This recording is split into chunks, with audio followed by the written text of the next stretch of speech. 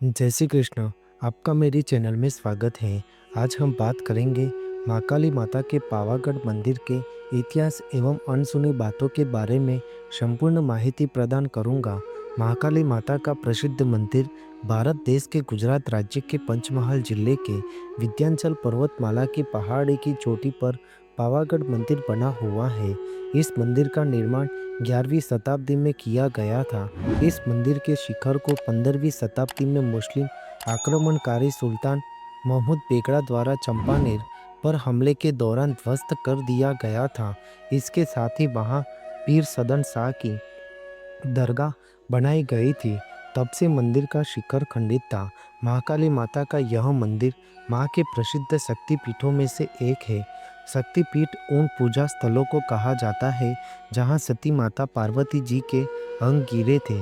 पावागढ़ मंदिर श्रद्धालुओं के लिए आस्था और विश्वास के लिए काफ़ी खास है। मंदिर में महाकाली माता की दक्षिण मुखी मूर्तियां हैं। मंदिर में देवी की 3 मूर्तियां स्थापित है। बीच में महाकाली माता, जिसके दाई और काली और बाई और बहुचर माता की प्रतिमा है, जिसकी दक्षिण रीति अर्थात तांत्रिक पूजा की जाती है। पावागढ़ मंदिर का परिसर पहले 2 भागों में था। मंदिर के निचले भाग में महाकाली माता की मूर्तियां और ऊपरी भाग में एक दरगाह हुआ करती थी। पुराणों के अनुसार पिता दक्ष प्रजापति ने भगवान शिव का अपमान किया था। यह सुनकर माता पार्वती जी ने यज्ञ में अपमानित हुई। माता सती ने योग बल द्वारा यज्ञ कुंड की अग्नि में अपने प्राण त्याग दिए थे। माता सती की मृत्यु से व्यथित भगवान शंकर अब उनके मृत शरीर को लेकर तांडव करते हुए ब्रह्मांड में इधर उधर भटकते रहे। भगवान शिव का क्रोध शांत करने के लिए भगवान विष्णु ने अपने चक्र द्वारा माता सती के शरीर के टुकड़े कर दिए।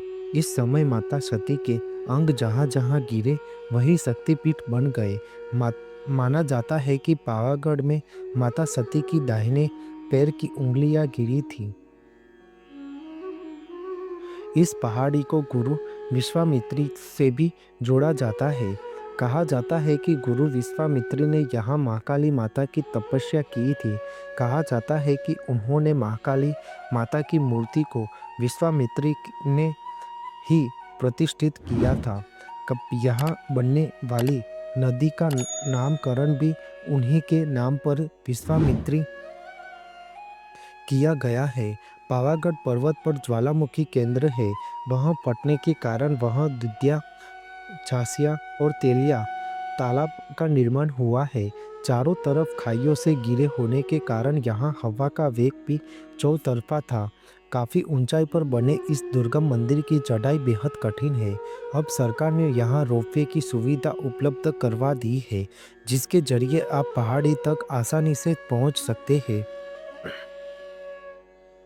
यह सुविधा माची से शुरू होती है। यहाँ से रोपवे लेकर श्रद्धालु पावागढ़ पहाड़ी के ऊपरी हिस्से तक पहुँचते हैं। रोपवे से उतरने के बाद आपको लगभग 250 सीढ़ियाँ चढ़ना होगी, तब जाकर आप मंदिर के मुख्य द्वार पर तक पहुँचेंगे। मंदिर के शीर्ष पर दरगाह प्रबंधन का कब्जा था। यही कारण है कि इतने वर्षों तक वहां कोई शिखर या स्तंभ स्थापित नहीं किया जा सका, ताकि मंदिर का ध्वजा फहराया जा सके। कई दौर की बातचीत के बाद दरगाह कमेटी के अधिकारियों ने इस अनुरोध को स्वीकार करते हुए मंदिर के ऊपरी शिखर को खाली करा दिया, जिसके बाद वहां ध्वजा फहराने के लिए पिलर लगाने का रास्ता साफ हो गया था। इस मंदिर का पुनर्निर्माण 2 चरणों में किया गया है। प्रथम चरण में शिलान्यास प्रधानमंत्री ने 2017 में किया था। इसके बाद दूसरे चरण का उद्घाटन प्रधानमंत्री ने अप्रैल 2022 में किया था। इस कार्यक्रम में दूसरे चरण के तहत पुनर्निर्माण जिस हिस्से का उद्घाटन आज किया गया, इसमें मंदिर के आधार का विस्तार और 3 स्तरों पर परिसर, स्ट्रीट लाइट, सीसीटीवी प्रणाली जैसी सुविधाएं शामिल है। पावागढ़ मंदिर का भव्य एक ही शिखर बनाया गया और ऊपर चबूतरा जैसा खड़े रहने की बहुत सारी जगह भी है।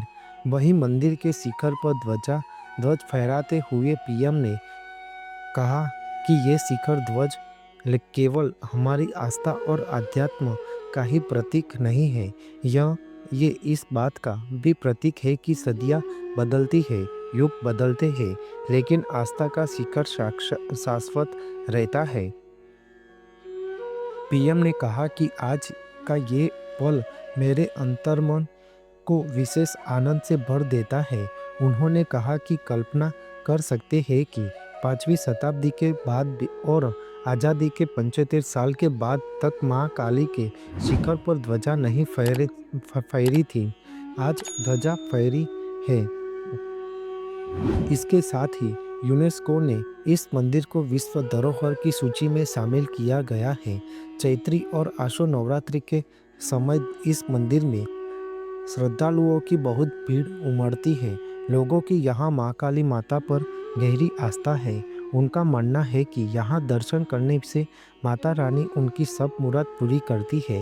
आपको मेरी यह माहिती अच्छी लगी हो तो मेरी चैनल को लाइक, शेयर, कमेंट, सब्सक्राइब करें और बेल आइकन को दबाना ना भूलें। जय स्वामीनारायण।